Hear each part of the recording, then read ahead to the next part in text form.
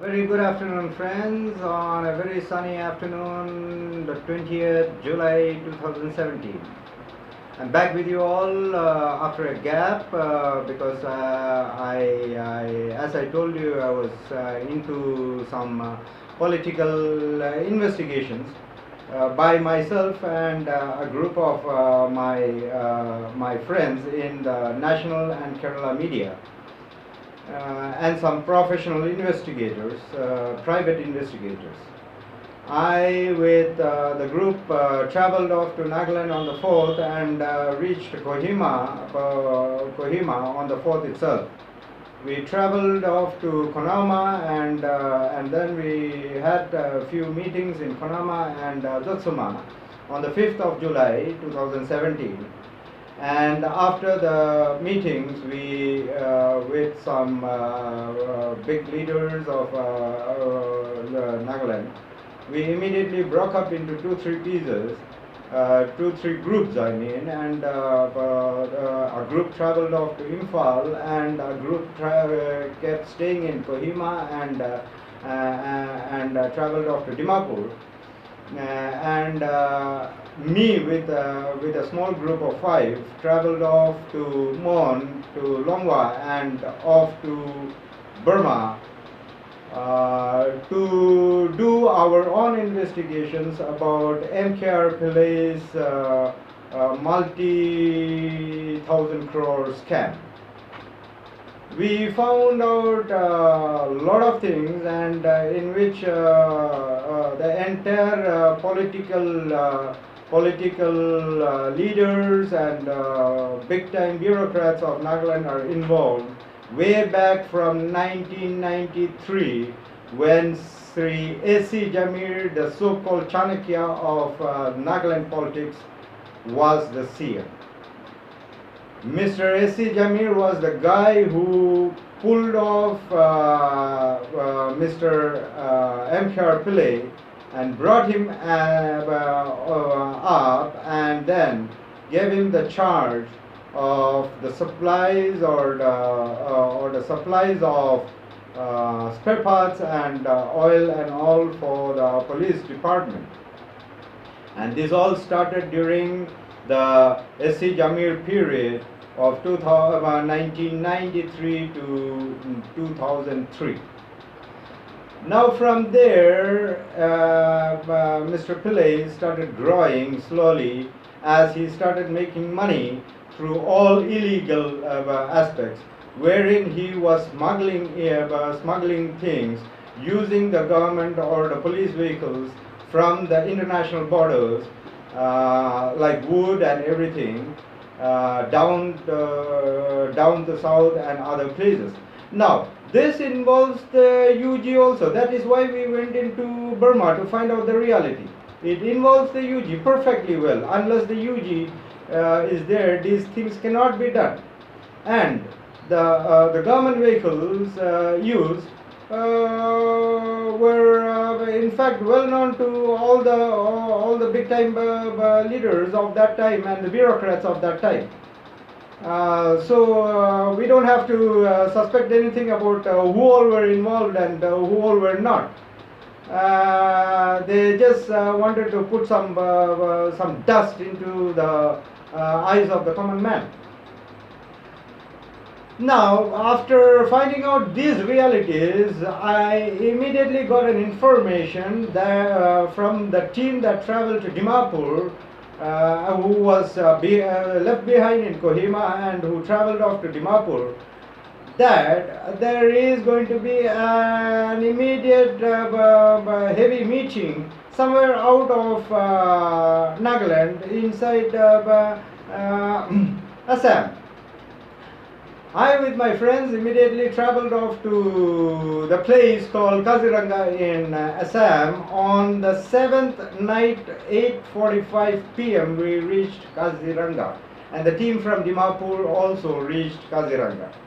I did not inform my party people about my travel this time because I, in fact, was planning to resign from the party, and as I stated in my resignation letter, It has nothing to do with my mother's illness, though she is suffering from very seriously with multiple myeloma, a cancer that affects the bone marrows.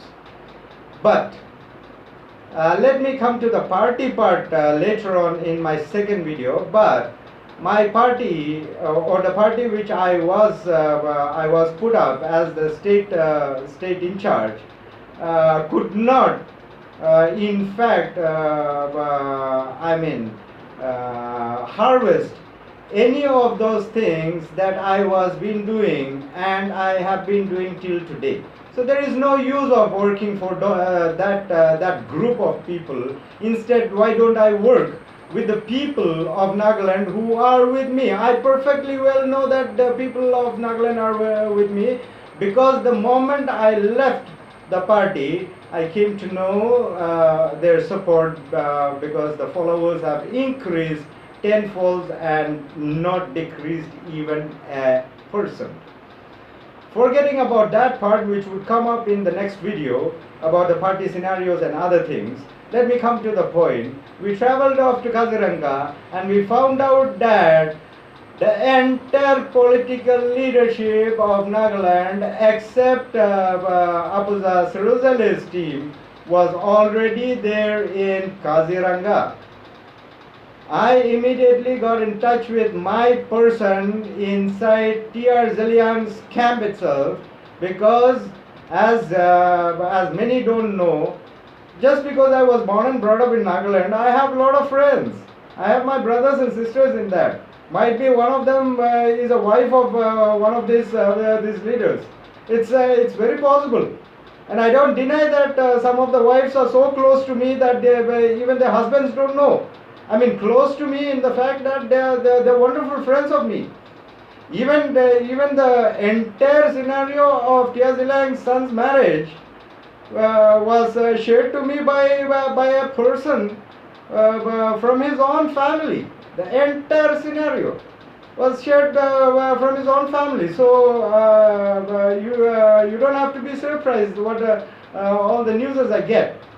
So I immediately got my media team geared up, who were already there. They all traveled down immediately, and I was the first person to bring out the news on the social media, much before even the Nagaland media or anyone in Nagaland could bring it out on social media on the 8th morning at 10 o'clock.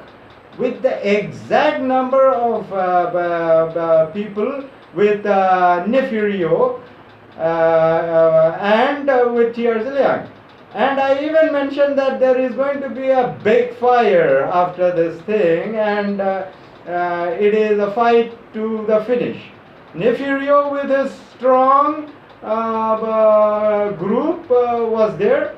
And I think the number was somewhere around 18, and T.R. Zeliang with 16 were sitting across the table discussing about getting together and smashing off Apuza Sarozale, so that he does not come out with this thing, I mean the CBI inquiry or anything, which would put many of these guys into real trouble. Now, they went into a lot of things, but they had heavy tussles, and they smashed off from there. They split off from there.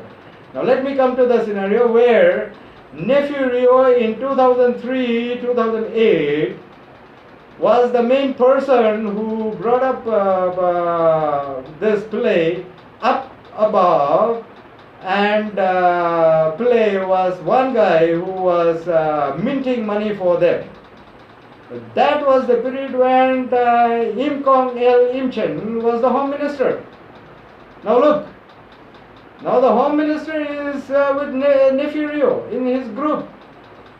Now Nefirio in 2008-2014 again lifted up Mr. Pillai much more higher, post which superseded a lot of people, a lot of Nagas in fact, and Mr. G. Keto was the Home Minister. G. Keto is with whom? Nefurio left Nagaland with a massive ambition of becoming a minister at the center, giving his powers to T.R. Zeliang 2014-2017. Yanthomo Patan, the Home Minister, was involved, and this is the time when Mr. Pillai was put in as officer on special duty. And the scam was just unimaginable, and I have enough proofs that T.R. Zeliang is one of the main partners of the Saravana group.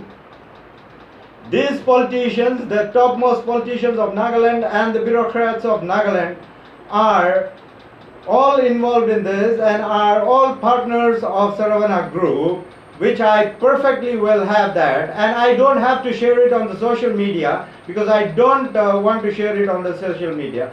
Whenever and whatsoever, when the need comes, I'll share it where it has to be shared and not in the social media. I'm not a fool to do that.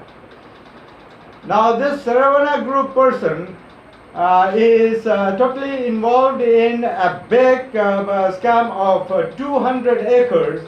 I immediately sent my people to Delhi to find out who is this Radhamani, who was in Delhi during the first raid of the Saravana group in Kerala.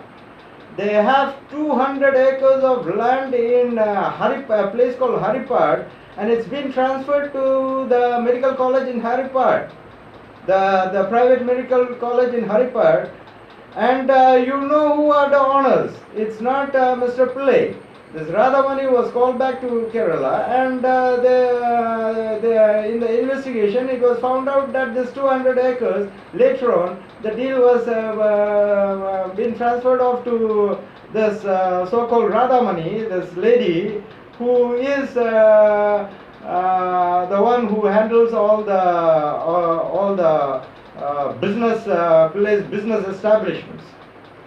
And with all these informations, I in fact went into something very heavy, and today I have come to a point where the scam is already been taken up in the parliament in the way that 5.5 crores of rupees by 2 medical colleges were given to Hawala to Delhi for the recognition of 2 medical colleges in Kerala. Let the topic get hot in Parliament. I'll come back to you with details, and keep watching. Thank you, friends.